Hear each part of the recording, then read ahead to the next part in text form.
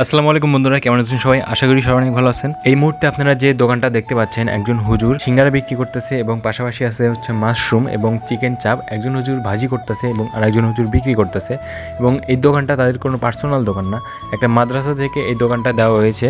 মাদ্রাসা থেকেই সব কিছু খরচ দেওয়া হয় এবং তারা শুধু বিক্রি করে, তার জন্য তাদের নির্ধারিত একটা পারিশ্রমিক দেওয়া হয়।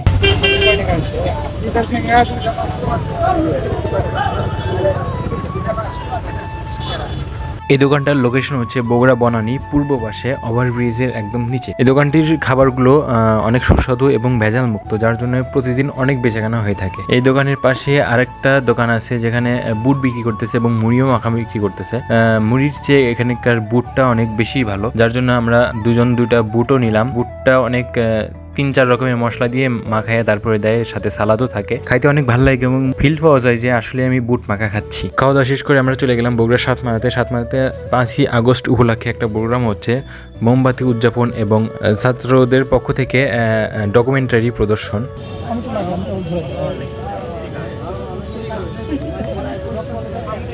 সবাই মিলে মোমবাতি প্রজ্বলনের পর সবাই যার যার আসনে বসে পড়ে এবং বগুড়া সহ সারা দেশে যে 24-এর যে একটা আন্দোলন শুরু হয়েছিল, সেই আন্দোলনের উদ্দেশ্য করে একটা ডকুমেন্টারি তৈরি করা হয়েছে, সেটাই সবার সামনে তুলে ধরা হয়।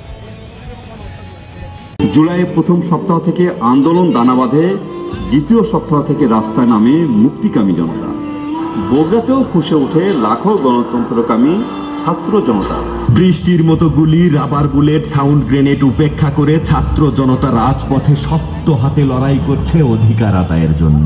এই আন্দোলনে বগুড়ায় প্রাণ ঝরতে শুরু করে 19 তারিখ থেকে। জনসমুদ্র হয়ে ওঠে বগুড়া শহরের প্রাণকেন্দ্র সাতমাথা।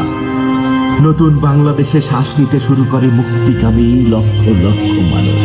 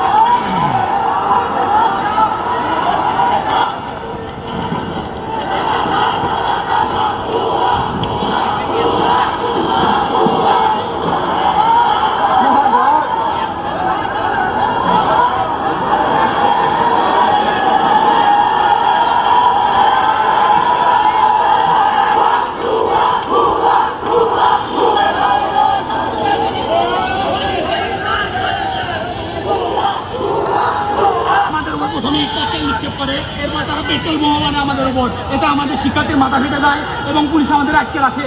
পুলিশ আমাদের আটকে রাখার কারণে আমরা সেখানে আটকেছিলাম এবং তারা আমাদের ইট বর্ষণ করেছে। এতে আমাদের অনেকগুলো শিক্ষার্থী আহত হয়েছে। তারা বর্তমানে ব্যান্ডেজ করে আমাদের সাথে আন্দোলনে অংশগ্রহণ করছে। আমাদের ছাত্রদেরকে নিয়ে শান্তিপূর্ণভাবে আমাদের সমাবেশটা করতেছিলাম এবং শাহ সুলতান থেকে ছাত্রলীগের কতিপয় কিছু ছেলেমেয়ে আমাদের উপর হামলা চালায়।